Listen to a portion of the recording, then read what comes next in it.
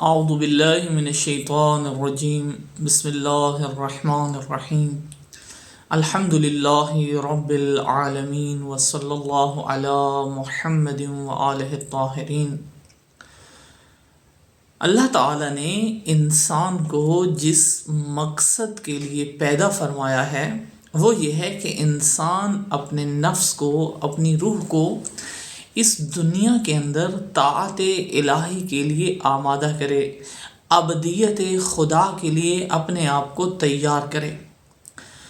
تو اس کے لیے انسان کے پاس کیا راستہ ہے؟ انسان کس طرح سے اپنے آپ کو طاعت الہی کے لیے آمادہ کر سکتا ہے؟ کس طرح سے انسان اس مقصد خلقت تک اپنی رسائی حاصل کر سکتا ہے؟ انسان واقعاً مقصد خلقت کو پا سکتا ہے اور انسان یہ تجربہ کر سکتا ہے جو کچھ خدا نے فرمایا ہے کہ تطہیر قلوب کر کے انسان اپنی فطرت کو سالم رکھ کر انسان ابدیت خدا بجا لا کر خدائے رحمان کی طرف انسان کا حشر ہو سکتا ہے۔ کیسے؟ وہ اس طرح سے کہ روح انسان کو خداوند تبارک و تعالی نے استعداد و قوت عطا کی ہے، یعنی اللہ تعالیٰ نے انسان کے اندر یہ صلاحیت رکھی ہے کہ وہ خداوند متعال کا قرب حاصل کر سکتا ہے، مقام مقربین تک پہنچ سکتا ہے۔ یعنی اللہ تعالیٰ نے یہ صلاحیت رکھی ہے کہ انسان وہ بالا ترین کمالات جو انسان کے لیے متصور ہیں وہ حاصل کر سکتا ہے، لیکن اس کے لیے خداوند متعال نے جو راستہ رکھا ہے وہی راستہ ہے جو انبیاء علیہم السلام نے طے کروایا ہے، وہ خداوند متعال نے انبیاء کو امر کیا ہے کہ لوگوں کو اس راستے کی نشاندہی کریں۔ قرآن کریم کا مقصد نزول بھی انسان کو اسی حیات کی طرف جس میں انسان آ کر ابدیت خدا کے لیے آمادہ ہوتا ہے، اپنی روح کو اپنے نفس کو انسان تیار کرتا ہے لقائے پروردگار کے لیے۔ وہ اس طرح سے کہ انسان کی روح کو سب سے پہلے جس چیز کی ضرورت ہے وہ ہے معارف الہیہ کی ضرورت ہے، وہ ذات حق تبارک و تعالی کی ذات کی معرفت، اس کے اسماء و صفات و افعال کی معرفت،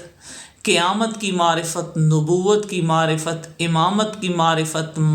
ولایت کی معرفت، یہ انسان کی بنیادی ترین ضروریات میں شمار ہوتی ہیں۔ انسان کو یہ پتہ ہو میرا خالق کون ہے، اور پھر جب پتہ چل جائے میرا خالق کون ہے تو خالق کے مقابل میں خاضع ہو جائے، رب کے مقابل میں خاضع ہو جائے، الہ مطلق کے مقابل میں جو حق تعالی ہے خاضع ہو جائے۔ تو یہ انسان کی نجات کا راستہ یہاں سے شروع ہوتا ہے، اور پھر جب انسان کو معارف الہیہ، احکام الہیہ، اخلاق الہیہ، کمالات الہیہ، علوم الہیہ کا علم ہوتا ہے تو انسان ان علوم کے مطابق اپنے آپ کو آراستہ کرے، اپنا تزکیہ کرے، جیسا کہ قرآن کریم نے انبیاء کا فریضہ بھی یہی ذکر کیا ہے کہ انبیاء کس لیے آتے ہیں؟ تاکہ وہ تلاوت آیات الہی کریں اور پھر وہ لوگوں کو تعلیم و تربیت کے ذریعے سے تزکیہ کریں۔ یزکیہم ویعلمہم الکتاب والحکمہ، یعنی تعلیم کتاب و حکمت اور تزکیہ، تطہیر نفوس کریں ان کی، اپنے نفوس کو رذائل اخلاقی سے دور کریں، اپنے نفوس کو خبائث سے، افکار خبیثہ سے، افکار باطل سے دور کریں، معارف الہیہ، معارف حقہ کا حصول کریں انسان۔ پھر اس کے بعد انسان اس کے مطابق اپنا تزکیہ کرے، اپنی تطہیر کرے اور رب العزت کے مقابل میں مطیع رہے۔ تو اس کا نتیجہ یہ ہوتا ہے کہ یہ روح جو بالقوہ تھی، بالاستعداد تھی، یہ خداوند اس کے اندر قرب الہی کی صلاحیت تھی، اب یہ معارف الہیہ کے حصول سے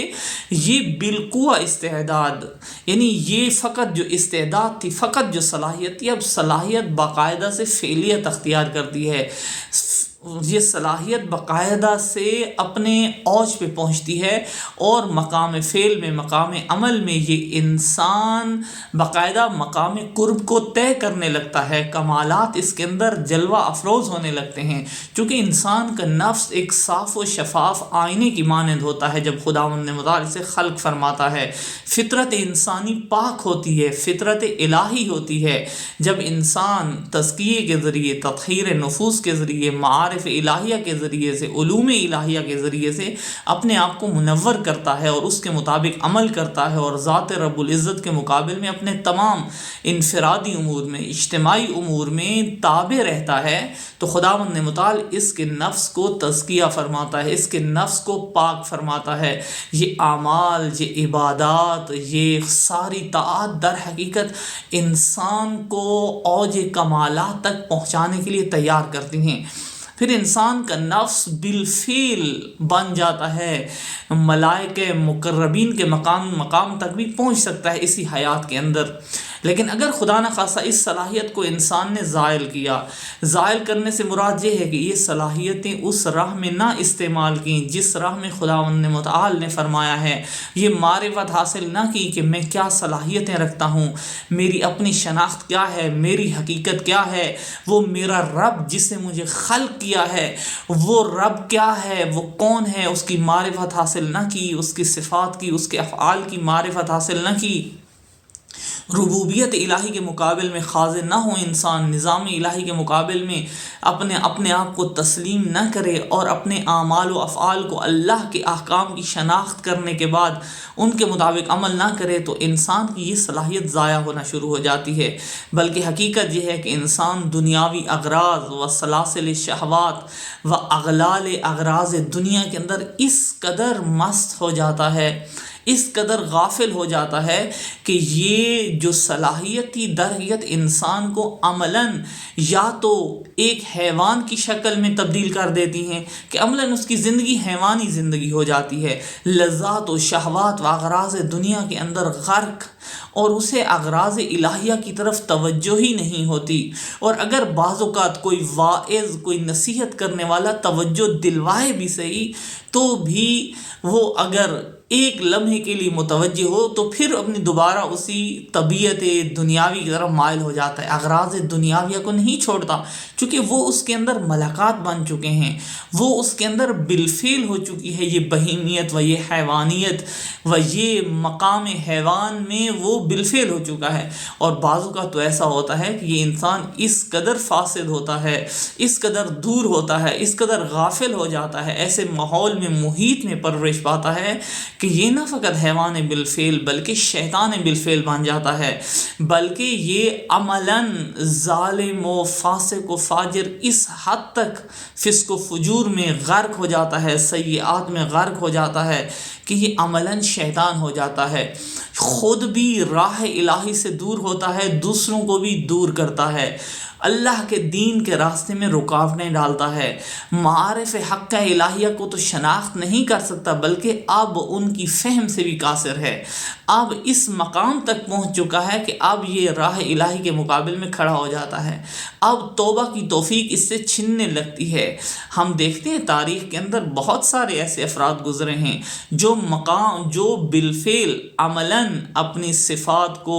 ان کے اگر ملاحظہ کرے تو عملاً شیطان ہیں، عملاً ظالم ہیں، عملاً طاغوت ہیں، اور اس طرح سے کہ آپ دین کی فہم نہیں کر سکتے، حقائق الہیہ کی فہم سے قاصر ہیں، بلکہ جب آیات ان پر تلاوت کی جاتی ہیں تو ان کے رجس میں، ان کی شیطنت میں، ان کی پلیدی میں اضافہ ہوتا جاتا ہے۔ پہلے جب انسان آغاز میں ہے فطرت الہیہ کے مطابق ہے، انسان آیات الہیہ اس کے دل کو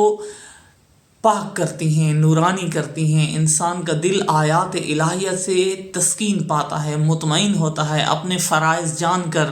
اللہ رب العزت کی بارگاہ میں مخاطب قرار پا کر انسان مطمئن ہوتا ہے اور اپنی زندگی کو اس کے مطابق ڈھالنے کی کوشش کرتا ہے، تو خداوند متعال اس کا ہاتھ تھام لیتا ہے۔ لیکن آہستہ آہستہ جب وہ خداوند متعال کی آیات کو نظر انداز کرتا ہے، نتیجہ یہ نکلتا ہے کہ خداوند متعال کی بارگاہ سے اس قدر دور ہوتا ہے، جیسا قرآن کریم کی آیات میں ارشاد ہوتا ہے لو کننا نسمع او نعقل ما کننا فی من اصحاب السعیر،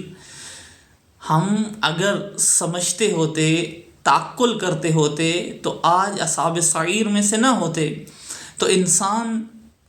کی یہ صلاحیت، یہ روح کی حقیقت ہے کہ روح اس طرح سے متجلی ہوتی ہے، اور اگر صلاحیتیں ضائع کی تو یا تو انسان شیطان بالفعل بن جاتا ہے یا حیوان بالفعل بن جاتا ہے، یعنی انسان کے اندر بہیمیت آ جاتی ہے، انسان لذات کا پیروکار ہو جاتا ہے، اور بعض اوقات تو اتنا بڑھتا ہے کہ نہ فقط لذات بلکہ انسان پستی میں اس قدر گرتا ہے کہ انسان ایندھن بن جاتا ہے جہنم کا، یعنی خود جہنم بن گیا ہے۔ اور خداوند متعال سے دعا کرتے ہیں کہ ذات رب العزت ہمیں اپنی روح کی شناخت، اپنے نفس کی شناخت، اللہ رب العزت کا مقام بندگی ہمیں سمجھنے کی توفیق عطا فرمائے کہ ہم اس کے مقابل میں، ہمارا مقام بندگی ہے، عبدیت ہے۔ وہ رب ہے، وہ رب ہے، وہ مالک ہے، وہ خالق ہے، وہ الہ مطلق ہے، اس کی اطاعت ہر میدان میں واجب ہے۔ اور جب تک یہ انسان معرفت پیدا کرے اور اس معرفت کے سامنے خاضع ہو جائے، تسلیم ہو جائے اور مومن ہو جائے اس معرفت کا، اپنے آپ کو اس معرفت کے وسیلے سے امنیت میں لے آئے، رحمت کے اندر لے آئے، تب یہ انسان مقام ایمان پر فائز ہوتا ہے، اور تب انسان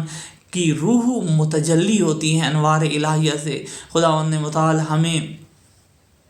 متعال ہمیں یہ توفیق نصیب فرمائے کہ ہم اپنی صلاحیات کو بالفعل کریں اس طرح سے کہ خداوند متعال کا قرب حاصل کریں۔ وصلی اللہ علی محمد و آلہ الطاہرین۔